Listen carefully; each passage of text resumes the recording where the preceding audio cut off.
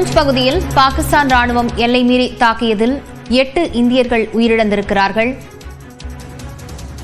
பூஞ்ச் பகுதியில் பாகிஸ்தான் ராணுவத்தினர் எல்லை மீறி தாக்குதல் நடத்தியிருக்கிறார்கள். இதில் 8 இந்தியர்கள் உயிரிழந்திருக்கின்றனர். இது தொடர்பான விவரங்களுடன் செய்தியாளர் சுசித்ரா இணைந்திருக்கிறார். சுசித்ரா, எந்த பகுதியில் குறிப்பாக தாக்குதல் நடத்தப்பட்டிருக்கிறது? விவரங்களை பதிவு செய்யலாம்.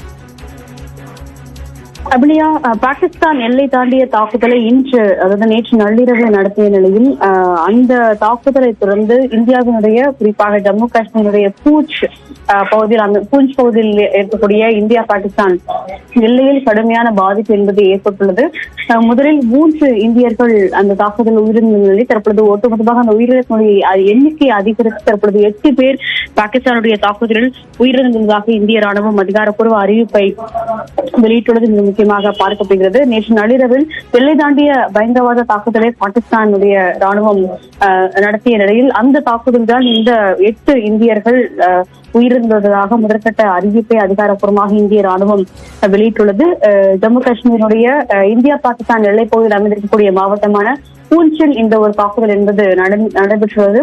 அந்த தாக்குதல் தான் இந்த 8 பேரும் உயிரிழந்துள்ளார்கள் என்ற ஒரு அதிகாரப்பூர்வ அறிவிப்பையும் இந்திய ராணுவம் தற்பொழுது வெளியிட்டுள்ளது.